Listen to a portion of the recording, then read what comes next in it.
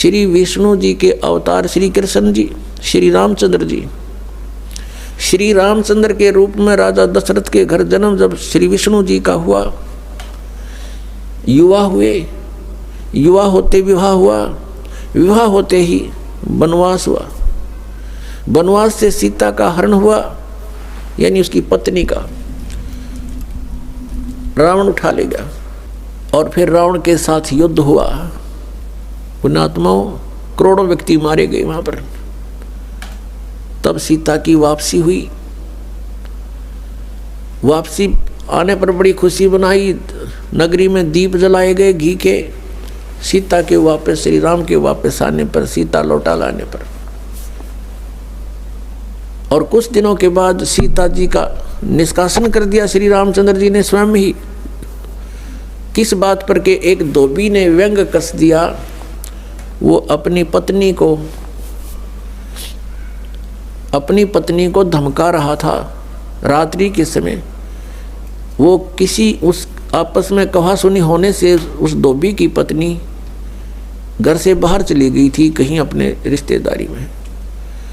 फिर वो वापस लेकर आया तो उसको धमका रहा था कि मैं तुझे घर नहीं रखूंगा, तू 3 दिन कहाँ रही। मैं दशरथ के पुत्र जैसा नहीं हूं जो वहां पर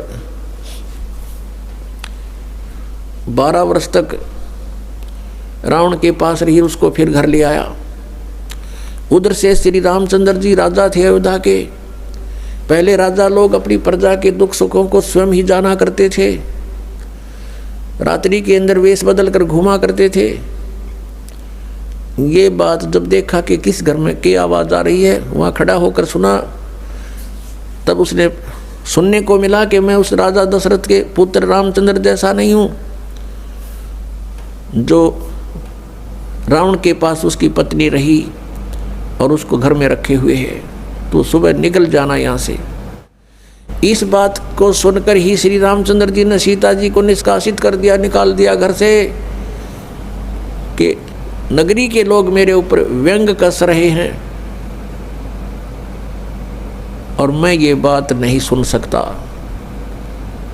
पुण्यात्माओं, जब सीता जी को रामचंद्र जी लाने लगे रावण का वध करके लंका का राज्य विभीषण को देकर, तब श्री रामचंद्र जी ने कहा था कि मैं तेरी परीक्षा लूंगा और यदि परीक्षा में सफल होगी तो मैं ले चलूंगा, नहीं तो नहीं ले चलूंगा। मैं तुझे अग्नि में जलाऊंगा, यदि तू अग्नि में जल गई तो समझूं तेरी कि तू कलंकित थी, तू रावण को समर्पित हो चुकी थी, और यदि अग्नि में तू नहीं जली तो मैं निष्कलंक जानूंगा, तब तुझे ले चलूंगा। ऐसा ही किया गया। सीता को अग्नि में बैठा दिया और हजारों की संख्या में दर्शक थे। सीता जी नहीं जली और सब ने कहा कि भगवान निष्कलंक है, माई निष्कलंक है, और इतनी कठोर परीक्षा लेकर के वापस अपने घर लाया था। और फिर एक व्यक्ति के कहने से श्री रामचंद्र जी ने उसको निकाल दिया, अपनी पत्नी को। तो कहाँ गई वो उसका अपना जजमेंट। तो ऐसे ये राजा के योग भी नहीं थे ये लोग, और हम इनको भगवान मान रहे थे। एक गर्भवती औरत को अपनी को घर से बाहर निकाल देता है, कहीं मरो कहीं जाओ, कोई बात थी या? फिर परीक्षा लेने की क्या जरूरत थी? और क्यों इतनी दुनिया मरवाई, फिर छोड़ देता रहे, रावण के पास ही रहती हो। पुण्यात्माओं, यहाँ का राजा काल भगवान है,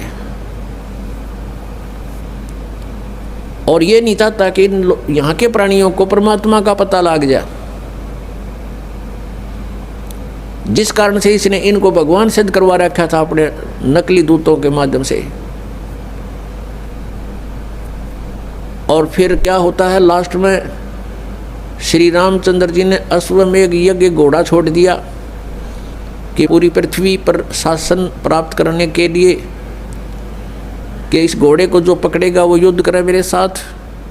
वो घोड़ा उन्हीं के पुत्रों ने, जो सीता जी ने बाहर जाके जन्म दिया था ऋषि वाल्मीकि की कुटिया में, एक पुत्र गर्भ में था, दूसरा फिर वाल्मीकि जी की मिसअंडरस्टैंडिंग के कारण एक घास से यानी कुसा से यह घास होती है डाब, इससे एक लड़का बनाया था।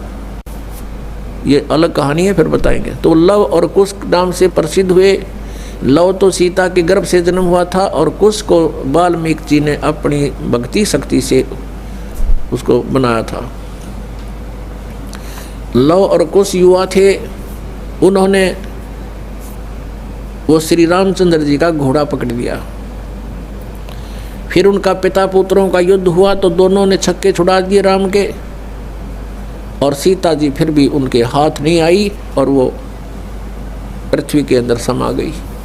और श्री रामचंद्र जी ने आकर के सरयू नदी के अंदर, अयोध्या के साथ से बह रही एक सरयू दरिया, उसमें जल समाधि ले ली इसी दुख में।